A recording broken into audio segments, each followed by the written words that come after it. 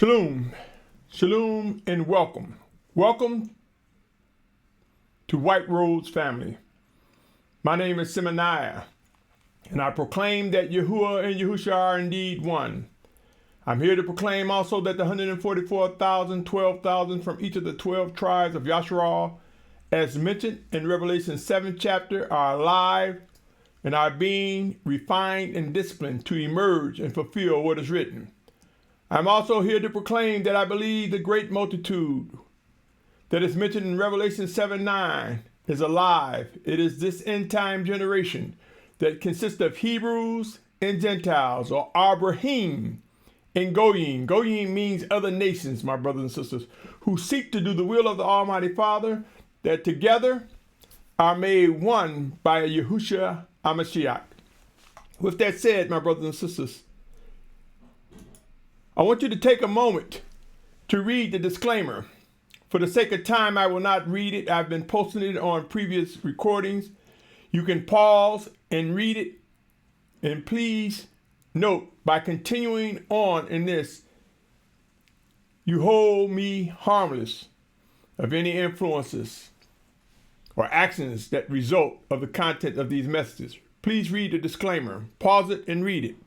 For the sake of time and expediency, I will now press on to the subject of this segment. The subject of this segment is indeed when stones cry out. When stones cry, rather. When stones cry. Man, space, land, and sea. My brothers and sisters, the stones will cry. And we will discover that stones crying can mean multiple things that do not conflict, but reinforce what we will soon experience. Let us visit Luke 19, chapter, verse 40. Let's just look at 39 and 40. Luke chapter 19, verse 39 and 40. It reads, "And some of the Pharisees from the crowd said to him, 'Teacher, rebuke your taught ones.' But he answered and said to them, 'I say to you that if these shall be silent, the stones would cry out.'" My brothers and sisters, when the stones cry out,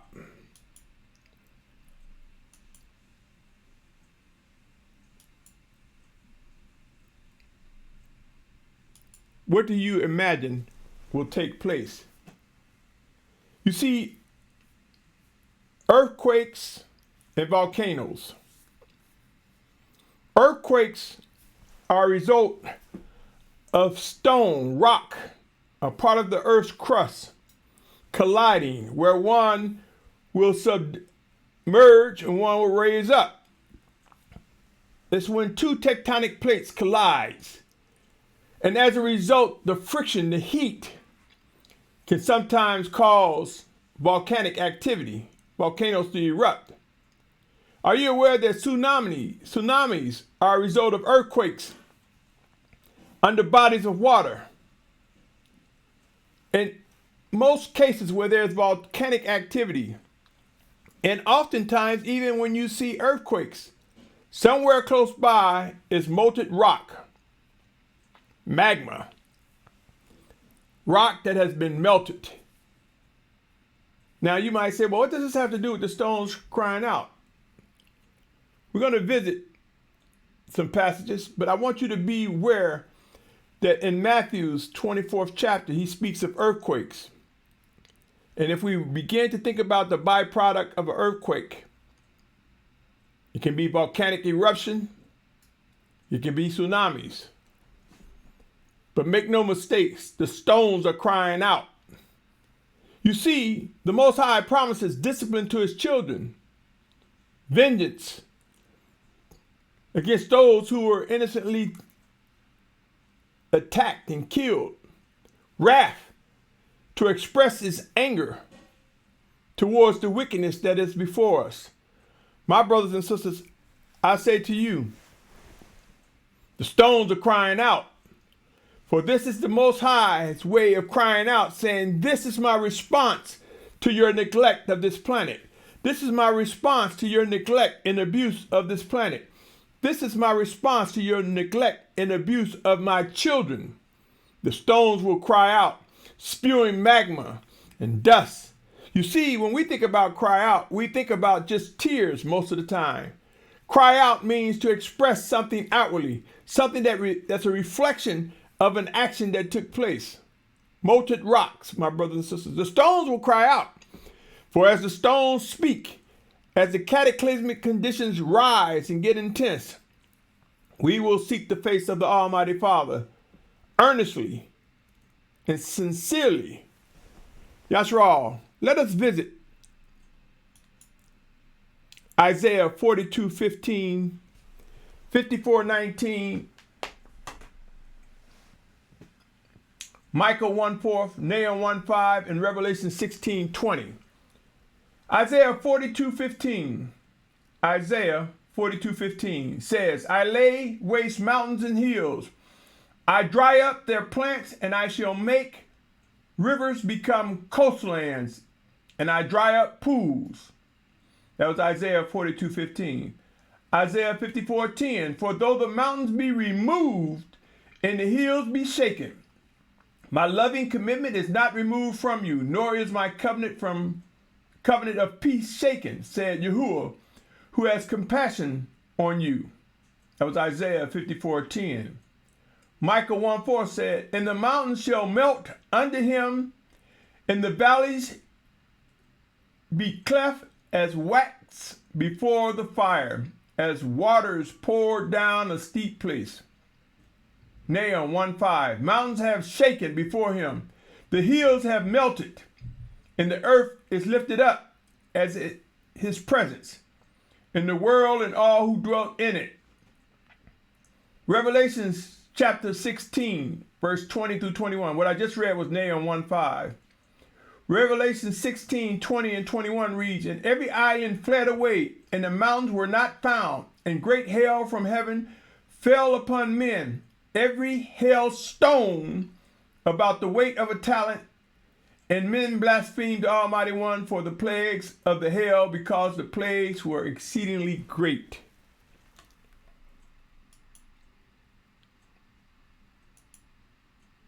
My brothers and sisters, the stones crying out.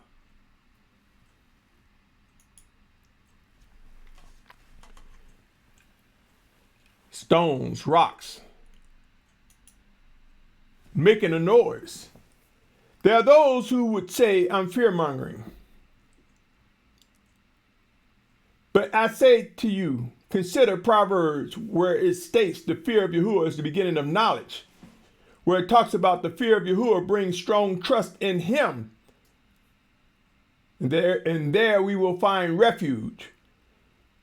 So, my brothers and sisters, you hear me often say, ask questions. What do you think are the characteristics of things happening that will bring you to fear the Almighty Father? If you search the scriptures, do you believe the story of Noah brought about a fear for following generations? Do you believe the story of Lot, Sodom and Gomorrah brought about fearful situations? Do you believe the story in number 16, where the gigantic sinkhole opened up and swallowed those who rebelled against the leadership of the Almighty Father? Do you think these phenomenal actions bring fear? Do you think that it's a fear that makes one hesitate to fight against the workings of the Almighty Father? Yes, my brothers and sisters, mountains will melt. They will fall. They will become flat. And there are some mountains that will rise up. Do you know that some of these islands are ancient volcanoes peeking out different bodies of water? Are you aware that in earthquakes, sometimes mountains are formed, hills are formed? But you know, my brothers and sisters, I asked the question, why would some people be crying? Why would some cry mountains fall on us? Let's take a look at that. Let's take a look at why. Well, let's take a look at scriptures that talk about people crying for the mountains to fall on them. And I'll explain to you what I believe the Most High shared with me.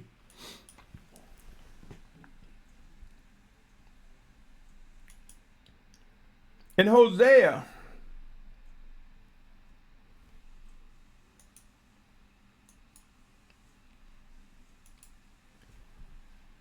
Hosea 10:8 reads,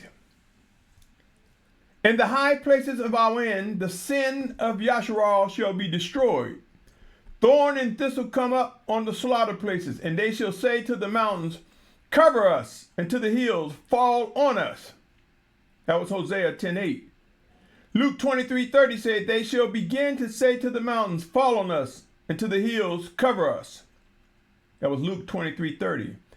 Revelation 6:15 through 17 says, "And the sovereigns of the earth, and the great ones, and the rich ones, and the commanders and the mighty, every slave and every free one, hid themselves in the caves and in the rocks of the mountains, and said to the mountains and rocks, fall on us and hide us from the face of him sitting on the throne and from the wrath of the Lamb, because the great day of his wrath has come. Who is able to stand?"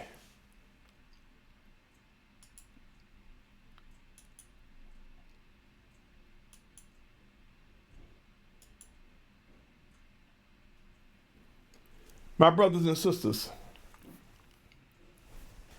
you hear me speak of mountains falling, people crying out.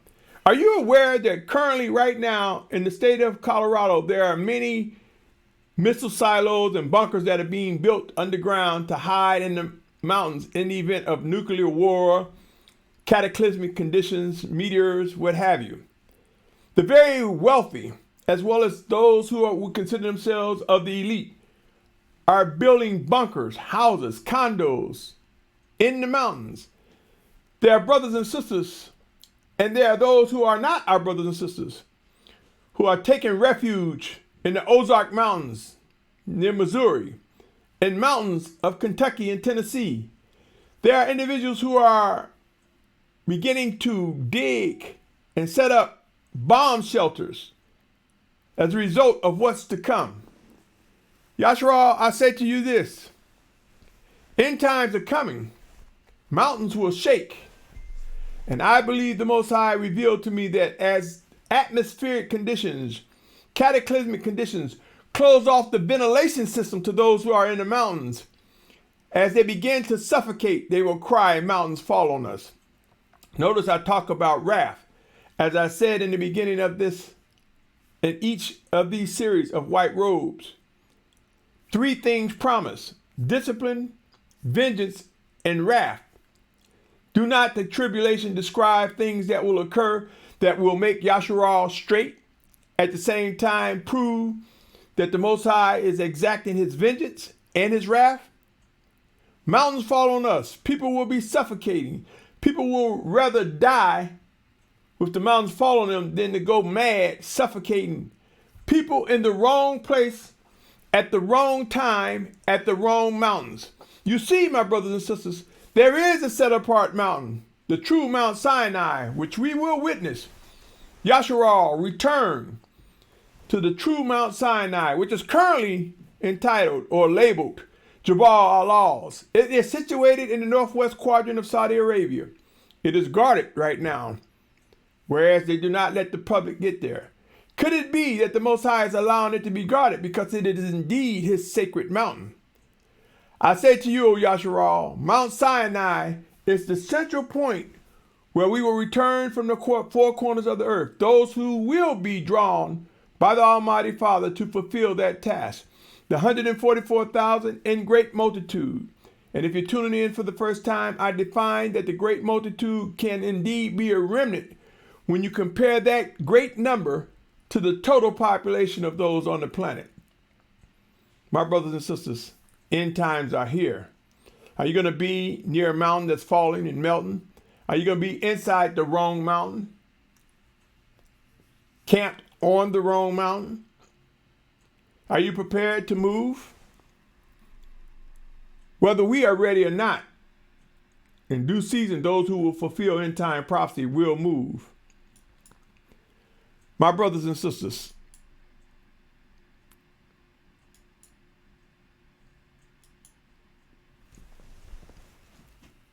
Mount Sinai, where the Ten Commandments were given, we will return for final living orders. You see, I've mentioned that things will roll up like a scroll.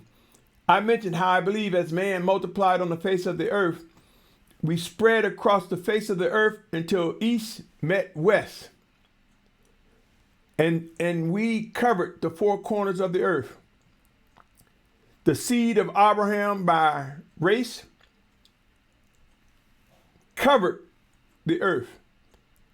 And I believe just as life began in the Garden of Eden, it was as a scroll opening up as man proliferated the planet, as man multiplied across the planet. It opened up like a scroll, my brothers and sisters. And as end times come, destruction began, and the scroll started closing back up, driving those who are physically alive back to the region where life began.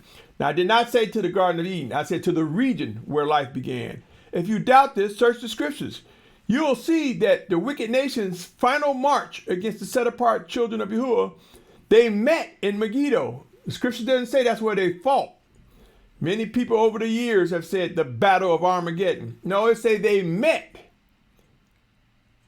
And I submit to you, after they met and got themselves organized, they will march on the camp of the set-apart ones drawn from the four corners of the earth that will be closer to the region of the set-apart mountain of Mount Sinai. And we will be there, and we will receive final orders before the physical return of Yahusha. We will see the two witnesses of Revelation. We will see them also make their final trek in their ministries, going to Jerusalem, crying out to the set-apart brothers and sisters who are in Jerusalem, thinking that's where they're supposed to be to wait on Yahusha, our Mashyach, telling them, you need to go to where the others are, near Mount Sinai. I believe the Spirit of Yahusha revealed this to me. They will be telling them, these are the things you need to do. Some of you need to go to different areas and let people know that the sovereignty of Yahusha Mashyach is at hand. They will give instructions to the set-apart ones. And as the wicked nations, as the anti-Mashyach and false prophet witness, these two witnesses, these two individuals, preaching about the true sovereignty of Yahusha, about his soon return, they would want to kill them. And ultimately, they will kill the two witnesses. But make no mistake, many people think the two witnesses of Revelation are coming to just go fight against the anti-Mashyach and false prophet. I submit to you, they will be executing words that will humble Yashar'al to strengthen in unity and in sync. They will execute their actions to bring Yashar'al, for us to take our fleshly bodies, these earthen vessels that fight against the spirit. They will execute words that will bring discipline upon Yashar'al, and no one can stand in their way. So will they be wicked ones who will be recipients of things that are called out by the two witnesses? Indeed, they will.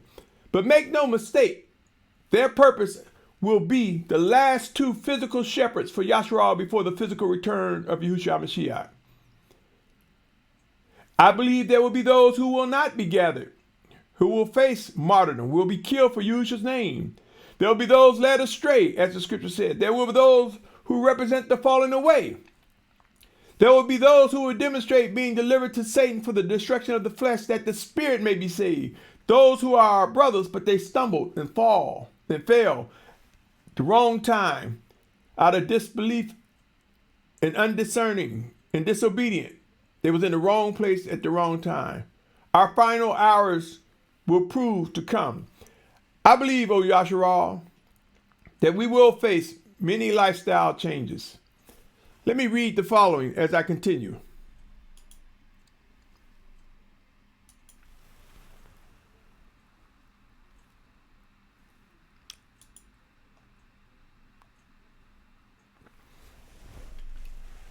This is Exodus 19:18 through 20. There will be relocation and lifestyle changes. there will be movement towards the set-apart mountain, Mount Sinai. Let me read this. Exodus 19:18-20. And Mount Sinai was in smoke, all of it, because Yahuah descended upon it in fire. And the smoke went up like the smoke of a furnace, and all the mountain trembled exceedingly. And when the voice of the shofar sounded long and became very strong, Moshe spoke, and the Almighty One answered him by voice. And Yahuah came down upon Mount Sinai on the top of the mountain, and Yahuah called Moshe to the top of the mountain, and Moshe went up. My brothers and sisters, this is just an excerpt of Mount Sinai. I submit to you, this was the mountain where the Ten Commandments were given. This was the mountain where many ordinances began to be compiled as the Most High used Musha. Some would say Moshe or Moses. Lifestyle changes are coming, my brothers and sisters. As we return, we will return for more instructions. We will return as we experience the life in the Ten Commandments, the life in the laws and statutes, the life in the living orders and guidance that come from the Almighty Father. Make no mistake, the 144,000 Hebrews, Abrahym, in great multitude, together made one by Yahusha Mashyach, will indeed rise. True set-apart family, my brothers and sisters. True set-apart family, different nations made one by Yahusha, will emerge in the coming of days. Yashar'al, I cannot stress enough, and as I come to a close, I say once again, my brothers and sisters, there will be emotions and experiences that we must learn to bring into discipline, that we must learn to manage, my brothers and sisters. Prepare for movement, O awakening nation. Prepare to witness what the Almighty Father has promised to his children. Prepare. There will be times of pain and regret. There will also be times of shouting, hallelujah, that we have been brought to safety, that we have been brought to a place of refuge. And those left behind will still shout hallelujah, because the reality of the plan of the Almighty Father is unfolding. My brothers and sisters, this is real. It's time to ask yourself, ask the one in the mirror, are you choosing the right decisions as you press into this walk, as we navigate through these end times? I say to you, O Yashar'al, emotions of people dying, emotions of people being afflicted with famine and pestilence and disease, emotions as a result of leaving loved ones behind, emotions when we come to discovering that the person we thought was to lead us was not chosen by the Almighty, emotions of rejoicing that we chosen the right moray, bishop, pastor, teacher to be under. Some are set apart, chosen and led by the Almighty. Some are not. Some are just in the wrong position. It doesn't mean they're not your brother or your sister. They just may be in the wrong position and may have to relinquish that position of leadership and step into the position that the Most High has for them. Yashar'al, O Yashar'al, managing the emotions and experience. Prepare for movement. End times are here. Let us begin to count the costs, my brothers and sisters.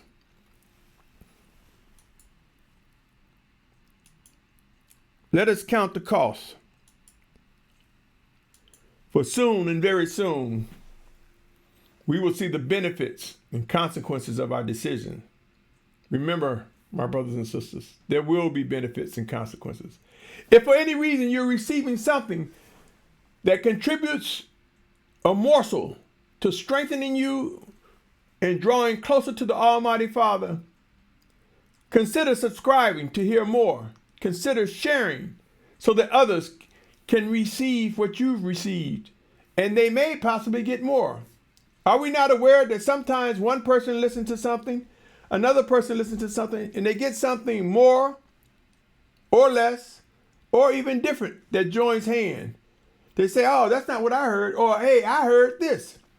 You see, my brothers and sisters, by subscribing and sharing, by sharing the things that come to us by the Almighty Father, Spirit working in us and through us, it helps accelerate the building of a set-apart nation. Consider supporting. Your support, consider being one who contribute, whether it be resources, skills, or money, my brothers and sisters. Whether you don't want to be actively involved, but you will sponsor, you will send some finances. I set up a Cash App, White Rose Family, my brothers and sisters, White Rose Family. I ask, will you contribute? No amount is too small. And of course, no amount is too large. And what are you contributing to?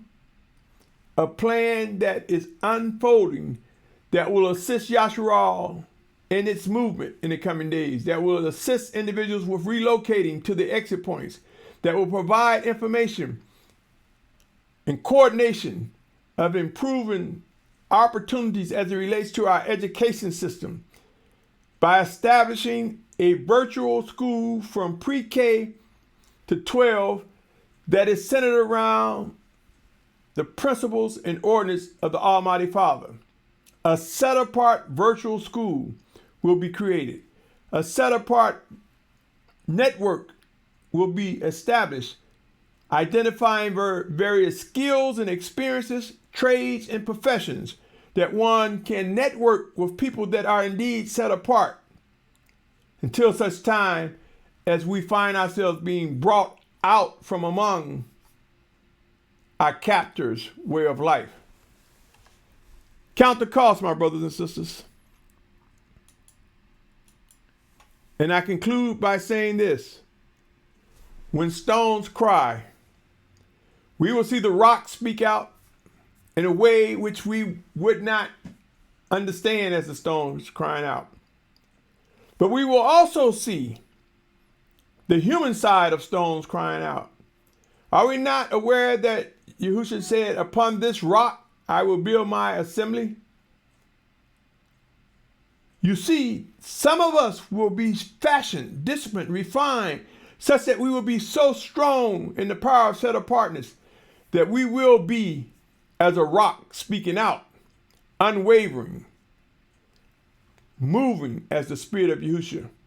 You see, stones cry. When stones cry, my brothers and sisters, it will be a convergence of literal stone creating a response to man's neglect and abuse of our surroundings.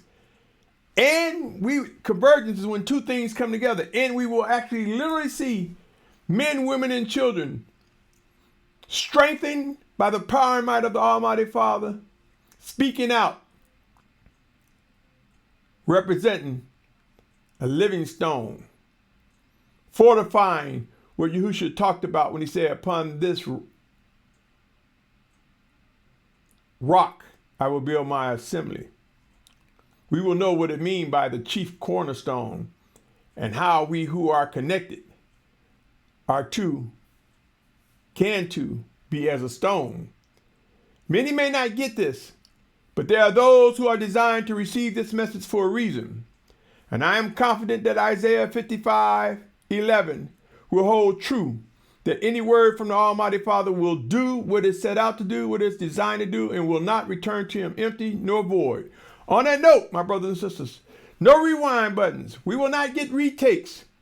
It's time to consider making a solid decision, a true and set apart decision.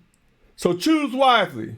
I say to you, O Yashar'al, my prayer is that you grow in discernment, that we grow in discernment, and that we be swift to yield to reproof and correction under the blood of the Lamb of Yahusha, and rise up renewed by his set-apart spirit, so that we can quickly move forward as we find ourselves being prepared to be bound together and emerge as 144,000 in great multitude, in or as a martyr for Yahusha's name.